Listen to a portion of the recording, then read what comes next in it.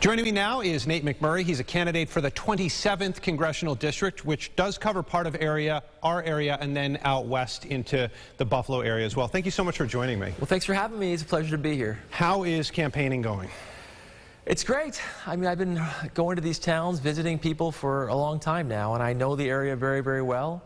It's a pleasure to meet so many people. I've met thousands and thousands of people, and we're excited about this election. You're running in a tough district for a Democrat. You had Chris Collins, who was reelected at the height of the insider trading scandal. What do you think could be different this time? Well, it's a difficult district, I'm not going to lie. It's a district designed for any Republican to win, and that's why Chris Collins won. But we've come so close twice. I think people are waking up that you just can't just vote party line anymore, because they've been taken advantage of. And they know that I've been diligent about visiting them, listening to them, and trying to represent the region. And I'm hoping that this is the time we win. Over the last two cycles, we've had more people cross over, which happens so rarely in politics nowadays. More independents and conservatives have crossed over than just about any race in the entire country. So we've done a lot of things right, and we're hoping with this little gap to go that we'll finish it this election. Your opponent in this race, Chris Jacobs, has pretty much voted in line with the Trump administration agenda in the House. Trump supporters are going to love that. What are your issues with that type of voting record so far? Well, again, party line politics is what has caused problems for Western New York. We have the worst job market in the entire country. My opponent is making excuses for the president's handling of the pandemic. Literally, this morning he came out and said he's proud of the way the pandemic was handled as we're spiking. And that's, you know, even if you're a Trump supporter, you have to question if someone's unwilling to question anything about their party or their party leadership. I haven't been that type of person. I've questioned both sides of the party, the party lines, and I've stood up independently. And I think people in this region value an independent thinker. Delaware North, the Buffalo News reporting that you are suing over this issue. Well, yes, I am, and I don't want to talk about the details of the case, but I can say to people out there that I'll stand up for what I believe in, whether it's difficult or not, and I believe I have to stand up at this time. Buffalo News also reporting FCC filings. They use the word sloppy when it comes to the McMurray campaign. Your response to that? They're wrong about that. I mean, we have over 4,000 individual donations. My opponent has like 100 donations or something. We are fueled by small dollars, grassroots. I've never taken a dollar of corporate money.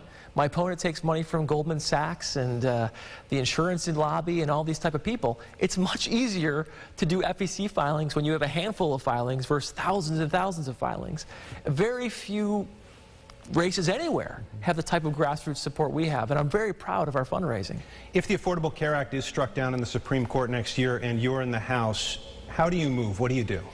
Well, listen, we have to protect pre-existing conditions. My opponent has voted to attack pre-existing conditions by fueling lawsuits to take away those rights. Now, he'll make excuses for it or a spin, but the reality is he has been on the record to take away rights of pre-existing conditions. He wants to remove Obamacare altogether.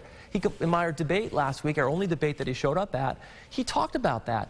60,000 people in NY27 rely on the Affordable Care Act. Even more have pre-existing conditions. So if those things are at risk, those higher priorities, I'll look at different options to protect those priorities. If you followed my campaign from the get-go, I've always been someone who says I am going to protect the health care of Americans. I am going to vote to protect pre-existing conditions. And my opponent can say that, but if you look at the reality, the facts on the ground, he has been against that. He's been against health care, and he's also been against Social Security and Medicare. Abortion? I believe in the Roe v. Wade is the law of the land. I believe we have to protect a woman's right to choose. I believe that you can make it illegal, as people have tried many, many times, but all you're going to do is make it more difficult for people to receive health care access and care. If you look at Roe v. Wade, when Roe v. Wade was passed, it didn't make abortion legal in this country. It just prevented women from dying from abortion. So I will fight for women's health care and for a woman's right to choose. Nate McMurray, thank you so much for coming in. I really appreciate your time. I know you're traveling a lot, so to make time to come in and tell our viewers here in the Rochester area what you think about stuff, greatly appreciated. I'm sorry I had the jeans on. I've been out at farms this morning. I apologize to the viewers.